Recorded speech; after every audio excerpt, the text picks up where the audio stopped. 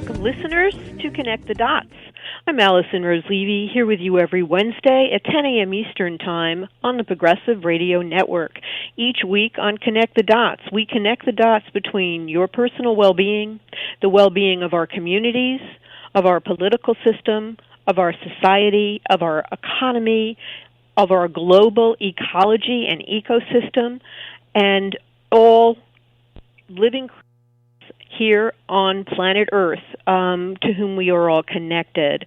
Each week on the show, we talk with different thought leaders, activists, experts, authors, scientists, economists, filmmakers, poets, and a whole host of different people who each hold a unique and important perspective about our connection and how we interact in our interconnected world to promote health and well-being.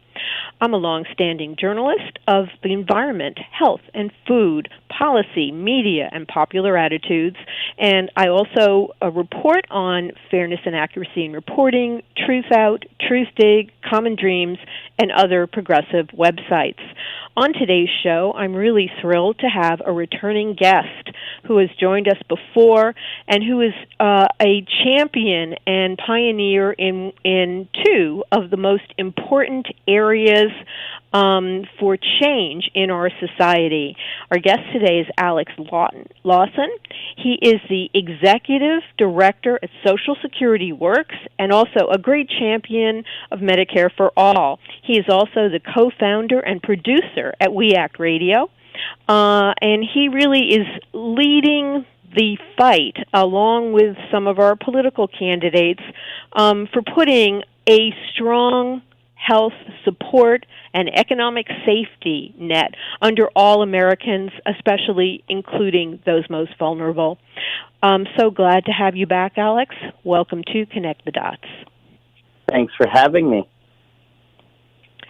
So we're in interesting times, and, you know, the two issues which you have so strongly championed, Medicare for All and Social Security, have really been at the center of the debate conversation.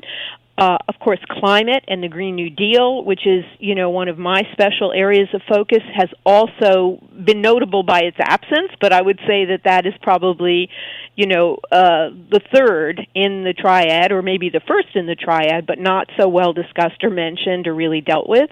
So, you know, we've seen a lot of conversation and nuance about Medicare for All and implicitly Social Security as well. I'd like first to ask you to let our listeners know how you see these two issues as linked, connected, and essential to our decision-making in the 2020 election. That's a great setup. I'll start with a little joke here that I saw on Twitter. I think all from Dave Weigel. I think the reason that we hear so much about Medicare for All is the little-known fact that Medicare for All is literally the only thing that costs money in the entire panoply of policies that we are seeing discussed. That's a, from my perspective, accurate take of how the media goes after, the corporate media goes after Medicare for All. How are you going to pay for it? How are you going to pay for it? How are we going to pay for endless wars in Afghanistan, a new war with Iran? How are we going to pay for climate disaster and destruction? Those questions are never asked. The only thing that it seems like they care about the cost of is Medicare for All. And the great irony of that, of course, is that Medicare for All saves money. Medicare for All is the only way that we can afford our health care going forward. Somebody who has had to access or continually has to access the healthcare system in this country understands that it's a complete misnomer to call it a healthcare system. There's nothing about healthcare in our current system. It's a racket. It's just a bunch of billionaires and millionaires, private equity, using sickness and the power of life and death to extract money from the American people. And the only way out of this system is to actually guarantee health care as a right to everybody in this country, which is what Medicare for All does. After, it actually improves Medicare. It adds vision, it adds dental, it adds hearing, it adds long-term care. And then it expands it to everyone in this country, creating a system as envisioned by the architects of the New Deal. The people around FDR, like Francis Perkins, who created a framework that we are supposed to continually be filling in. When FDR signed the Social Security Act in 1935, he called it the cornerstone upon which this system is going to be built. So the reason that they're linked, Social Security and Medicare for All, is because it's actually one system. The original Social Security Act is not just about what some people think of as a retirement system. It's about an ever-expanding system of economic security that we provide for ourselves by working together. And the reason that the corporate media is so laser-focused on attacking it and blocking it and stopping any momentum towards achieving the vision of FDR and Francis Perkins in the Social Security Act is because they know that the moment that we can do this together, those billionaires and millionaires, they go broke. They don't get any more of our money because we can do this ourselves. We can create a system where we don't need a parasitic class of bureaucratic middlemen telling us, standing between us and our doctors and providers and telling us what medical services, what pharmaceutical drugs we deserve. And don't even get me started on the pharmaceutical corporations who are just stealing the work that we do. We pay for the research. We pay for the research at the NIH. We develop the drugs. We do that. And then they steal them with monopolies granted by us, patent monopolies granted by us, the taxpayers, and then they turn around and charge us the highest drug prices in the world. That ends as well with Medicare for All. No more rip-offs by the pharmaceutical corporations. This is what they're terrified of. They're terrified that we will build a system that works for the people, an actual healthcare system, and not a wealth extraction system that works for the billionaires and millionaires, which is what we have today. We do indeed, and anyone who has or has a relative or friend or loved one that has had to interact with this system, and that includes, most people really, or unless, you're young and very healthy or something. And even so, nowadays there's no guarantee that young people or children will be healthy because of the environmental toxicity and destruction of our food supply, with toxic chemicals and all the rest of it. But if at any point, if one interacts, one encounters exactly what you're describing, Alex, and yet this is fictionally presented by the media as, a boon that people are clinging to. Now, one thing that I think has really kind of emerged, because, we can pivot to talking a little bit about, the difference between, because, people, the general members of the general public, we're not like experts who can parse every policy. And so, if somebody makes a certain kind of claim, but then is actually proposing policy changes that enact something very different, it's extremely complicated for the American public to be able to discern that, because they're charmed by the person they who's projecting goodwill, and then they don't, they may not be able to parse what the changes mean. So I'd like to get into that in terms of what is being sold or confused about this. And I'd like to just begin with one question that has always baffled me, which is, for some reason, some of the candidates are presenting that any change to the Affordable Care Act, Obamacare, is some kind of legacy betrayal, of what was first implemented in the Obama administration, as if making improvements and including more people is for some reason, a political betrayal. And why wouldn't it be considered a boon to finish the job, to go for it completely, to establish what you're talking about, rather than kind of cling to an imperfect system that we know leaves out millions of Americans? Yeah, I mean, the short answer there is, industry money.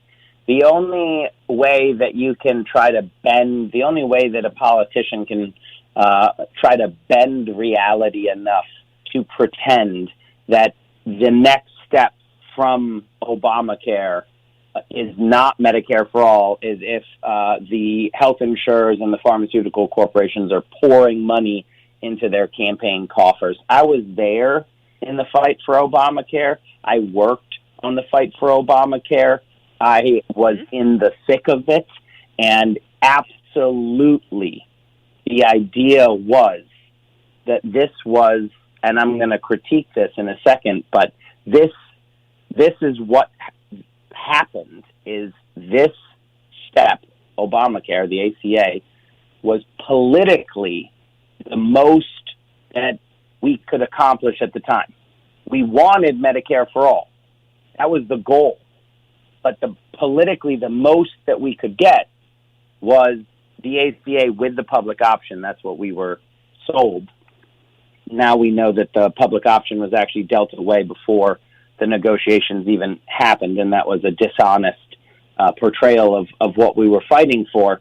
But at the time, I can tell you very specifically, I did the research for the public option. You can Google it. You can find the papers. One of them is called Healthy Competition, where my job was to show that we were getting closer to Medicare for all. And the entire idea was that would then move us one step forward to Medicare for all. That it wasn't the finish line. It was actually the starting line in the march towards Medicare for all. Now you have these politicians who want to rewrite history and say that that's not what we were doing.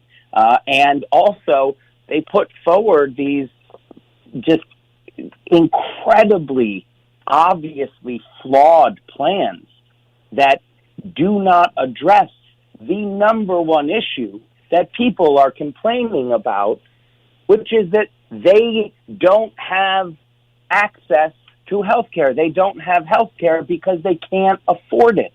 Either they don't have insurance, or the insurance that they have is unaffordable, or they have insurance that has an $8,000 deductible and they got $300 in the bank. Guess what?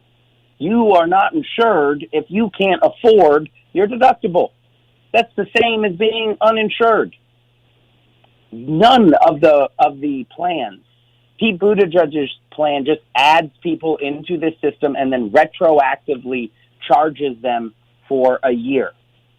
It has no ability to contain costs. The fatal flaw of the ACA is the inability to contain the costs by these rapacious insurance parasitic industry that just takes our premiums and denies our care. And they're never satisfied. They increase premiums every single quarter. Every single year, they're extracting more and more and more. Anybody who has a business and has to insure people just dreads that January time when you're going to be sent the letter that now says, okay, here's what you're going to pay going forward. Take it or leave it. If you leave it, you got to go find a whole new insurer. That means that maybe your employees can't go to the doctors that they want anymore. Or the insurer that you've been with for years can just say that doctor or provider is no longer in network. And Alison, you know what they do? Because there's no rule against this, so of course they would do it. They actually watch. They watch what providers and doctors are being used by people on certain plans, and they actually exclude the high-cost doctors, which includes doctors that treat chronic conditions. So if a person has a chronic condition like MS, they're going to find over the years that their options of who they can go see are whittled away until there's nobody left, and they're forced to pay for their treatment out of pocket. That is not a healthcare system. And if you don't address that, if you don't address the fact that the health insurers are never going to be able to provide health care, because you can't make money providing health care. The only business model for insurers to make money is to take our premiums and deny us care. There's no other way of making money. Take our premiums, deny our care. And then they enter into an unholy alliance with big pharmaceutical corporations and the big hospitals, who all benefit from rising costs that they pass on to the consumers. There is no break in the system on rising costs, and none of the so-called compromise positions are in any way provide that break. Here's the spectrum. You have Donald Trump, who actually is trying to rip the minimal amount of health insurance and coverage that people have right now out of their hands. He wants to rip health insurance away from 30 million people. That's the Republican plan. The Republican plan is literally to steal everybody's health care that they have right now, which obviously would make people terrified to lose what they have right now. Even if they can't afford it, they feel a bit of comfort knowing that it's something. You have the Republicans and Donald Trump who want to steal everybody's health insurance. You have some of the moderate Democrats who are saying, this is working okay. We're actually just going to add millions more people into the broken system. No one ever asks, how are you going to pay for that? The answer is you can't. It's literally unaffordable right now. And you just shovel millions more people into this system using our tax dollars to pay the insurers and the pharmaceutical corporations all of their ill-gotten gains. And it just is a massive transfer of wealth from the working people in this country to the billionaires on Wall Street, and still no one is going to have actual health care. And then you have Medicare for all. You have a system where, working together, we eliminate the entire idea that health care is something to profit from. And instead, we build a system where health care is a right for every single person in this country. And that actually reduces the expense, because you are cutting out the middlemen and you're instating price controls, which would normally be operative if you have millions of people working together and participating jointly in a healthcare system and program. You know, you wouldn't be, if you're that big a consumer, that big a user of a certain product or service, the idea that you cannot negotiate favorable rates for this that are workable with the actual providers is kind of, I mean, it's insane, really. It's like putting yourself in a straitjacket voluntarily for no reason. Well, for the reason of, again, that money flowing into politicians' coffers. But you're absolutely right. The point of Medicare for All is that it saves money. The question isn't how are you going to pay for it. The question is how are we going to divvy up the savings to ensure that those who have been harmed by the system the most for decades are those who receive the greatest benefit when we create a system that works. Let me tell you about Social Security, because it's the exact same thing. You want to know why Wall Street hates Social Security? It's because it works. It's because it actually drives down. You can't provide it on the private side. You cannot provide the suite of insurance products that you get in Social Security in the private side. If you ever found a firm offering an inflation-protected retirement annuity plus over $2 million of disability, long-term disability and life insurance, short that company because it's going out of business quickly. But we can do it all working together in a social insurance model. That's why a national health system like Medicare for All was envisioned in the original Social Security Act, because social insurance is the only way that we can do it all working together. And here's what you can do with social insurance. Social Security provides this unbelievable suite of wage insurance. It protects against the loss of wages due to retirement, due to a life-changing event that leaves a person with a disability where they can no longer work, and for the surviving family members in the case of the death of a breadwinner with survivor's benefits. And it does all of that. It's for over 80 years, through boom time and bust, through war and peace, not a single payment has ever been missed. You look at the 2008 Wall Street caused collapse of the global economy. You see 401ks cut into 201ks. You see people losing their entire retirement future. But through it all, the rock that people could count on is Social Security.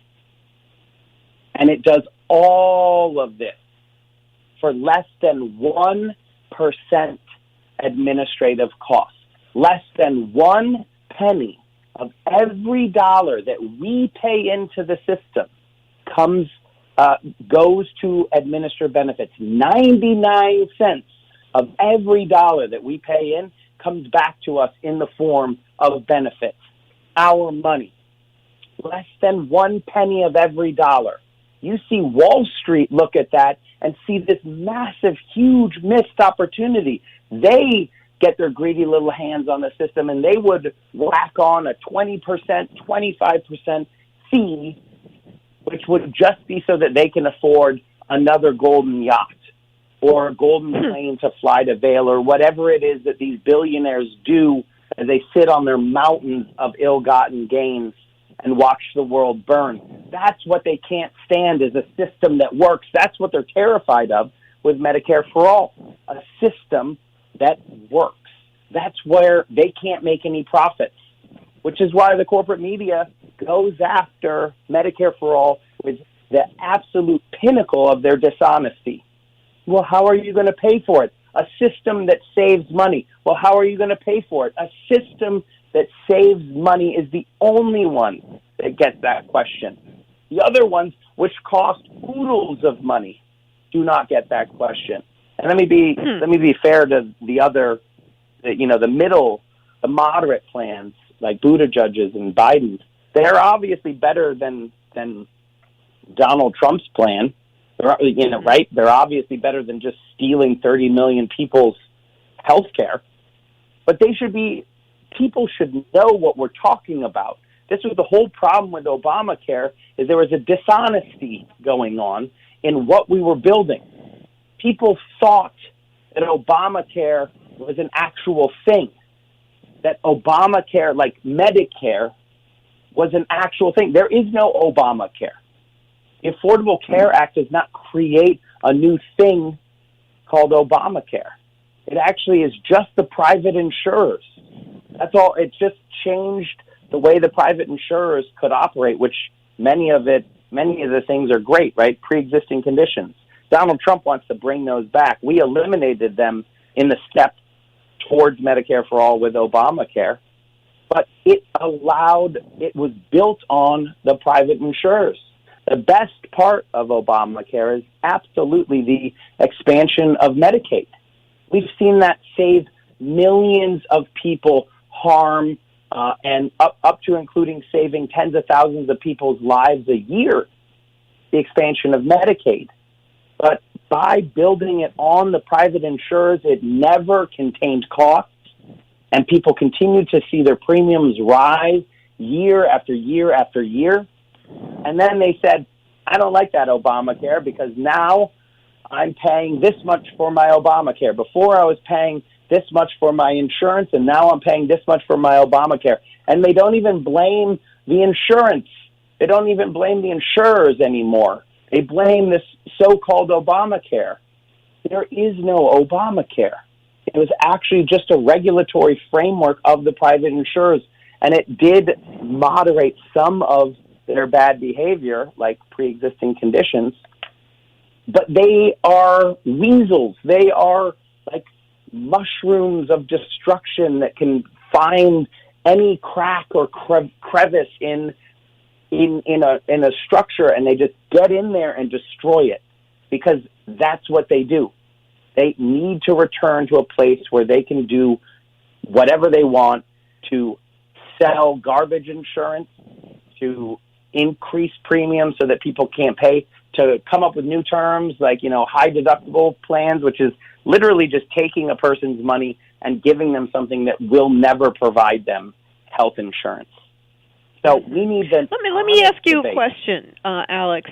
Of all of the so-called moderate plans that have been articulated by the candidates, if in fact they have been, and it's not just lip service with no real policy behind it, which can also be the case, could you just do a quick analysis of what the shortfalls are in, let's say, the best of these moderate suggestions and the worst of these moderate suggestions, just to give our listeners an idea of what's really going on here, so that we are not in a position of liking a candidate's personality, believing in their good intentions, without really having a clear understanding of what their leadership would give us or deprive us in terms of our health and our healthcare system. Yes, that's a great question. That's what we need. That's, for my diatribe previous, there are two buckets, and I think we need to look at them very honestly for everybody, including for Medicare for All. So there's a policy bucket and there's a political bucket. Okay, so the political bucket is actually easier, so I'm going to start there. The political math that Pete Buttigieg and Joe Biden sell their plans with is something like, we would love Medicare for All, but everybody knows, not Biden, he actually attacks it. They both attack it, but they basically say something like, there's no politically feasible way to achieve Medicare for All. I'm going to put forward a compromise position, and because of that, I'm going to face less resistance, and I'm going to be able to achieve this plan where Medicare for All could never get across the finish line. Now, let's see where we saw that before, that political argument, because that is the exact same argument that was used when we were pushing Obamacare. The exact same one. We want Medicare for All, but politically, we don't have what it takes to get it across the finish line, so we're going to negotiate with ourselves, and we're going to compromise back to the framework that we saw Mitt Romney use in Massachusetts, which included regulatory reforms, and I think everyone knows what the ACA is. But the political case was literally that if we do this, we won't be attacked. The Obamacare won't be attacked as a government takeover of healthcare. They won't run ads against it for 8 years. They won't try to repeal it over 42 times. They won't try to repeal it. In fact, we think that we'll actually get some Republican support for this because it has these Republican ideas in it that have actually, come from, along with some Democratic ones, but that there are Republican ideas in it. So if we compromise, it's not going to face the same resistance from Republicans or from the industry. That was the case. Now, what happened? It didn't matter what the policy was. The Republicans attacked it as a Venezuela-style socialism, as a full government takeover, death panels. They lied. They lied to the tip top of their ability of being liars. They attacked it for 8 years. They ran every campaign was actually run on repealing Obamacare. It didn't matter that it wasn't Medicare for all. The Republicans attacked it just as if it was Medicare for all. What about the industry? Same thing. The industry opposes even a modicum of improvement, the same they would as Medicare for all. Hundreds of millions of dollars. When the pharmaceutical corporations make profits in the tens of billions of dollars a year, that basically means they have unlimited money to spend against the policy. Not only did they oppose it, they corrupt, they co-opt, and they spend all their time destroying and rolling back the small improvements. So the political case is garbage on its face. Nothing that we do is going to face less resistance from either the Republicans or the industry. You can check that right now. The Partnership for America's Health Future, the partnership between the pharmaceutical corporations and the insurance industry, they attacked Joe Biden's plan in their $1 million ad buys in Iowa just as much as they attacked Pete Buttigieg's plan, just as much as they attacked Bernie Sanders' plan. The political case is totally false. Absolutely false. That's super important because now you should weigh the policy differences against the background that all of these plans have the exact same possibility of becoming law. Not one of them gets a little bump for being less. They all have the same possibility of becoming law. So you look Thank at you. Biden's That's really plan. clarifying, Alex. That's terrific. Great. So then what are the policy differences? The policy differences between, and you can start it in like the difference of kind. So both of the so-called public option plans, what they do is they allow the private and corporate insurers to continue to operate as they operate today, and then they build an additional plan that they would add millions of people to that would be a public plan and would be better than, the private plans.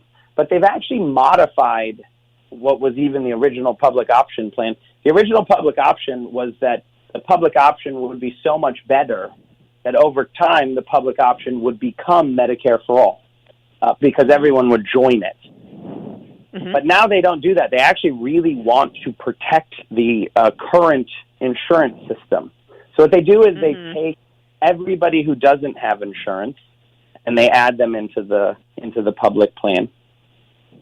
And then there's a variety of financing mechanisms. But at the end of the day, in both Biden and Buttigieg, people, they'll get a bill. They get added to this plan, and the plan is actually not fully public.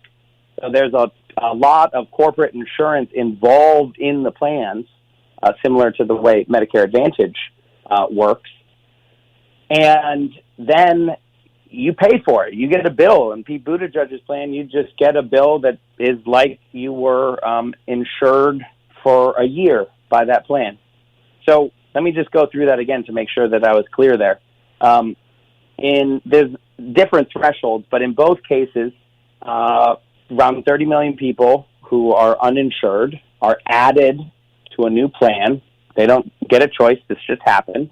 And they also then get a bill, and they pay for it, and in different thresholds. But millions of businesses that actually have, fewer small businesses, they also automatically go on to this plan, and then they get hit by a bill.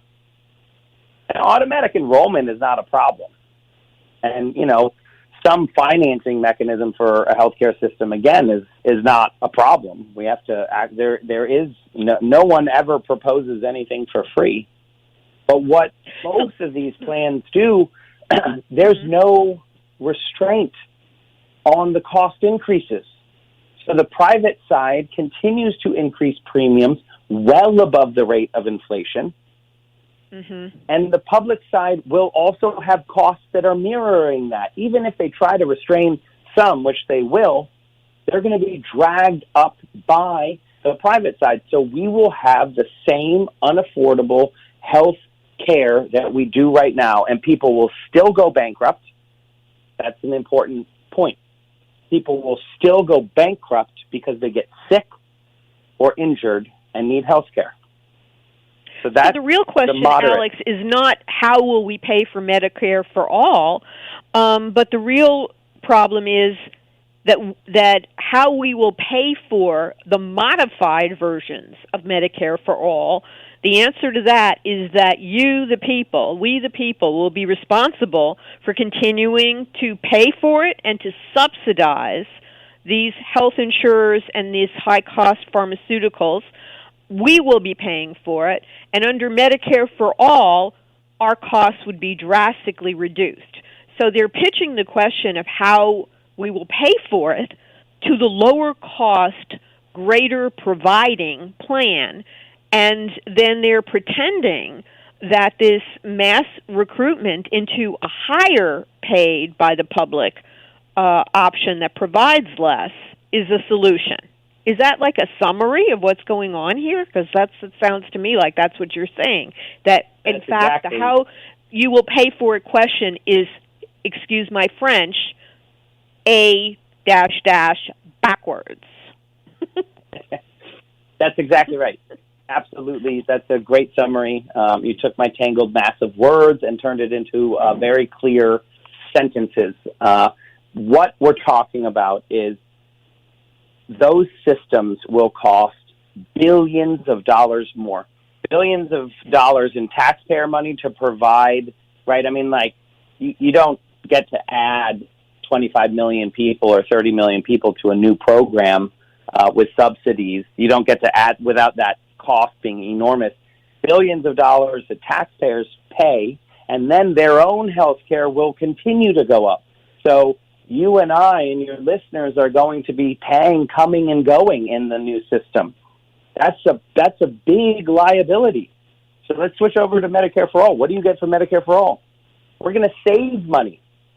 The country is going to pay less for health care than we do now, and the people, the individuals, are going to pay less for health care than what they do now, and they're going to get more. And the problem with Medicare for All is that it sounds too good to be true because people generally don't understand the absolute power of social insurance, that it's absolutely possible to do this when we eliminate the bureaucratic middlemen who just suck money out of the system. And we stop paying the highest drug prices in the world after we actually pay to develop the drugs. You can put the amount of money that we're wasting subsidizing these transnational pharmaceutical corporations is astronomical. So you start there. That's how we start paying for it. But the only difference is that instead of the part that comes out of my paycheck that goes to pay for my health insurance being called a premium, it's going to be called maybe like FICA or something of that nature. It's the same thing. The only difference is it's going to be less. So my paycheck's going to go up. The money that I get is going to go up. And if you're a senior who's on Medicare, you're no longer is your Social Security benefit, your COLA, the cost of living adjustment, no longer is that going to just be eaten up by the Part B premiums. Your Social Security check's going to go up. People's paychecks go up. People's Social Security checks go up. And they get health care that cannot be denied. That's the key thing here. There is no more denying of health care. And I kind of implied, but let me make it clear. In the moderate plans, you can get sick and still be denied care. In Medicare for All, if you get sick or injured, you get the care that you need, and it costs less. That's the system that we are building.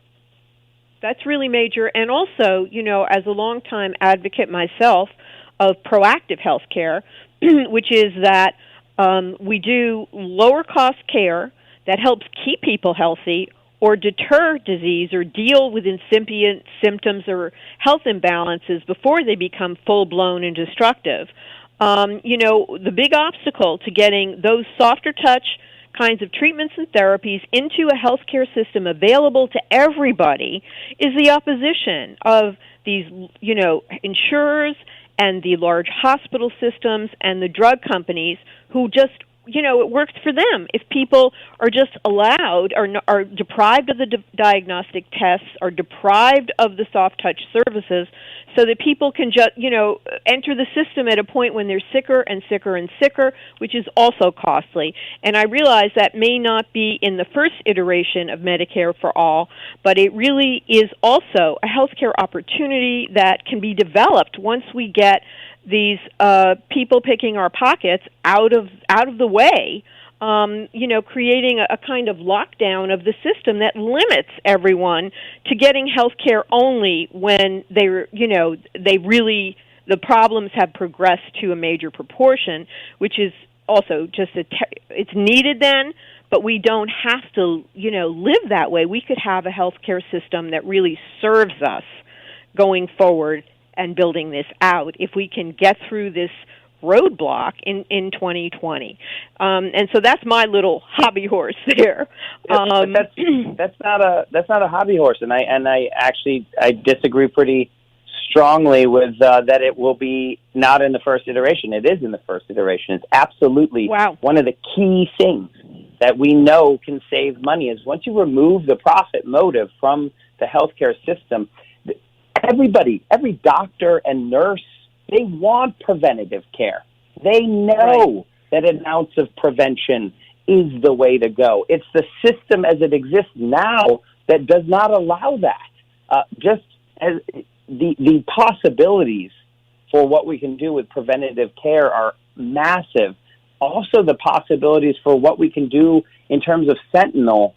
I'm sorry, I love public health, so I'll try to make it in plain English, but it's easy to see in the VA, which is it's a full system.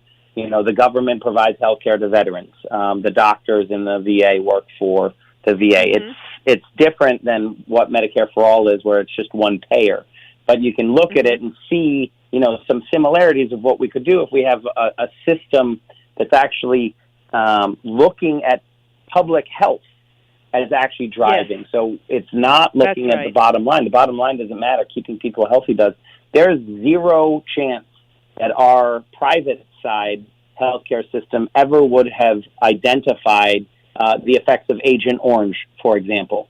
Right? The private system is too fragmented. It doesn't care. It only sees people as profit centers. So, people would come in with a cluster of symptoms. They would never look and see what is this thing that all these people have in common. What's the epidemiological point at which these symptoms converge? The VA, that's exactly what they did. Why are we seeing this cohort of soldiers who all served in Vietnam all having the same symptoms, the same cancers, and they say, okay, let's go. What is it? Where did they serve? And they go back, and epidemiologically, they go back and they find Agent Orange, and then they're able to proactively turn around and say to everybody who handled Agent Orange, we need to bring you in and get you checked. And obviously, the earlier a problem is caught, the less destructive it is for both the private and public health. That's the kind of difference that we can have when we are in a system where the top priority is the public health, not private gain. Yes, I just want to interject that and this goes back 20 or 30 years, I think, was working in a public interest television network organization of nationwide documentarians and journalists. And one of our participating journalistic groups were the first people to break the story on Agent Orange and its health systems. And because we were not investing in doing the science, as you describe, to really look into this, there was, as in all of these various areas where we're getting health harms, directed into the population by industries who are profiting. The people take the health hit because the science isn't done by the for-profit system. And so it's essential to do the science. Otherwise, climate denial is just one form of the many-headed hydra of denial of industry impacts on health and the environment.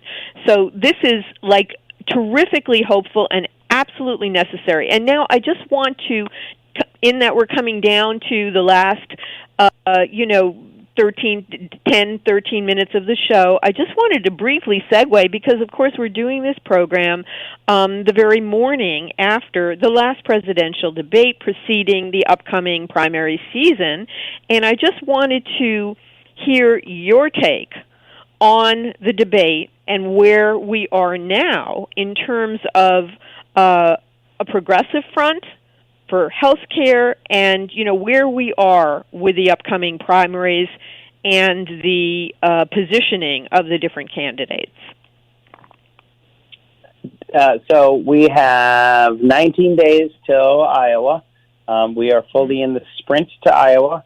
I think that, I'm going to propose that we just choose moderators at the debates randomly by lottery going forward, because it obviously couldn't be worse than the system that we have now. Last night's moderators were,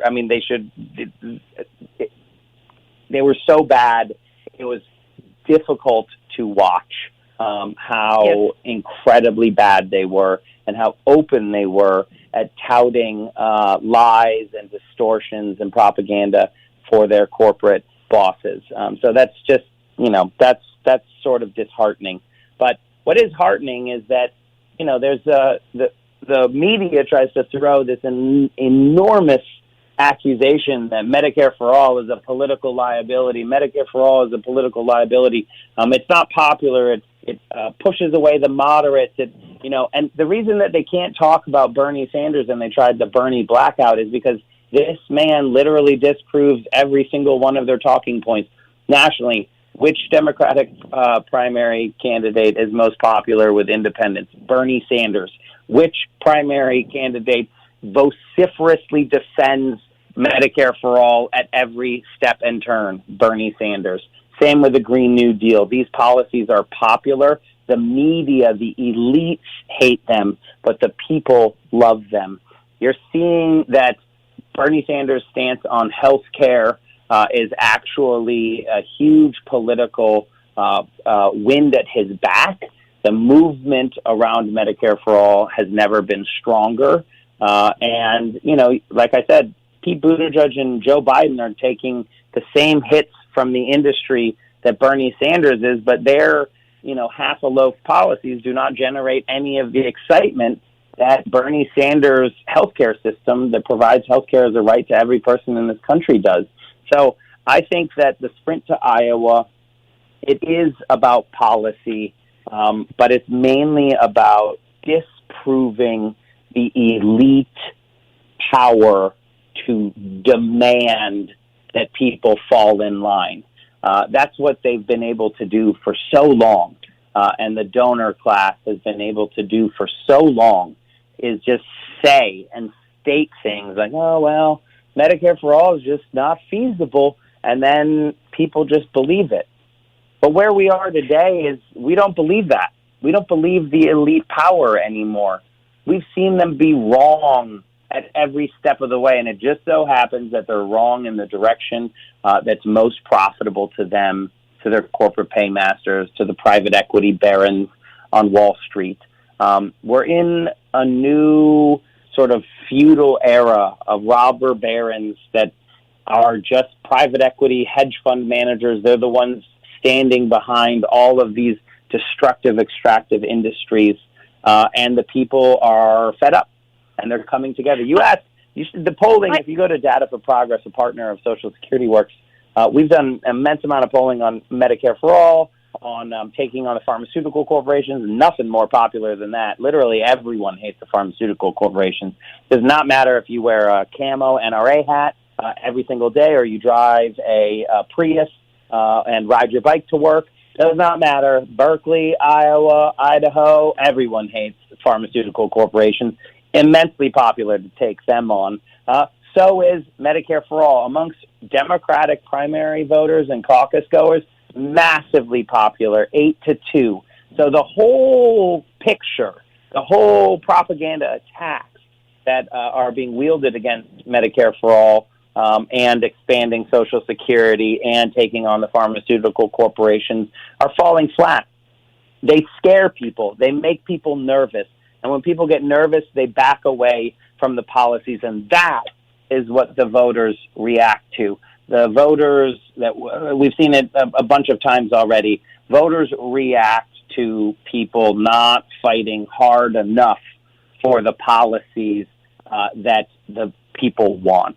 Because we've seen this happen too many times. Let me ask you a question.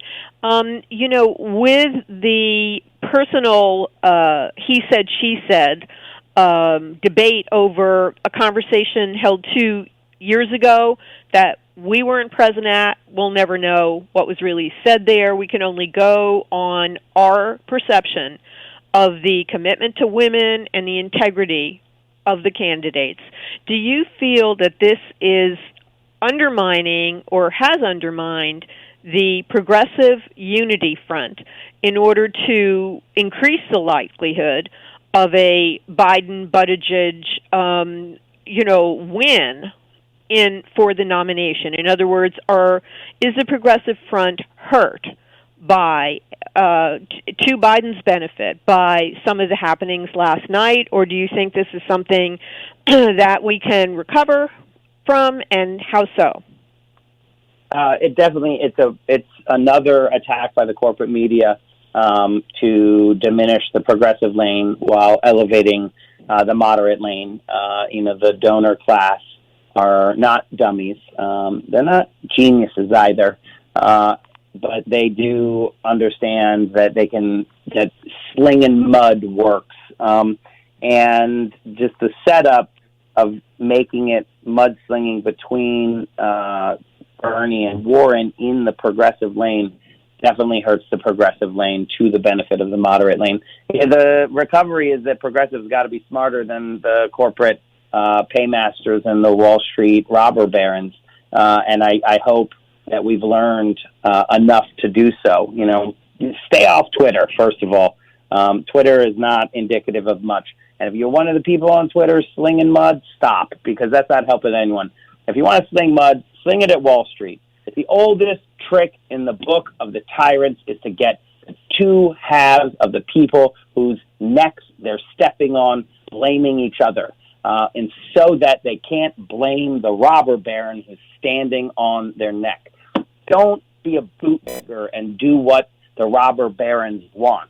We have to understand that what's at stake here is a fundamental restructuring of the entire system, a system that has benefited a handful of people for decades, has privileged them to levels of wealth and power that are unknown in previous history, almost unknown. We've actually seen it one time before in the first Gilded Age or in the second Gilded Age. But we know how to deal with it. We just look at what we did then, and we do the same thing now. The last time we saw levels of wealth and income inequality, what we did is we created the minimum wage, we created Social Security, we created the right for workers to collectively bargain and form a union to take on the bosses, and that is how we built what we're standing on today. So now that we're faced with it again, what we have to do, raise the minimum wage, expand Social Security and Medicare.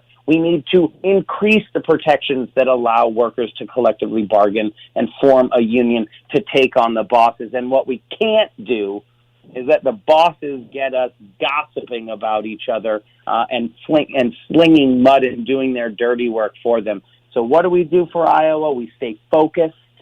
We rise above the mudslinging. We stay focused on what matters to people.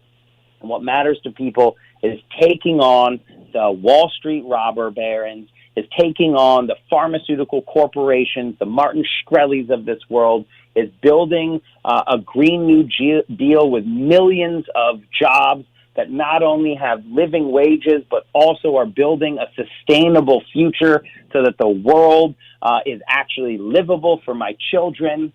That's what people want. People don't want endless war. They want states who have the history of standing up against the defense contractors who run this town and their murderous allies all across the entire system, pushing endless war for profit.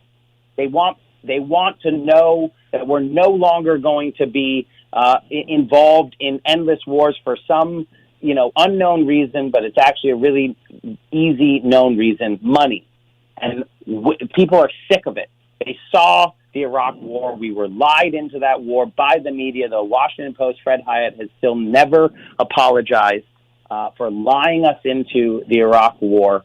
The media were complicit. The media were the cheerleaders for that war. We know what happened. We've lost trillions of dollars. And 10 years later, decades later, we're in a place where that war, that created ISIS. It didn't make us safer. It made us less safe. That's what people want to focus on.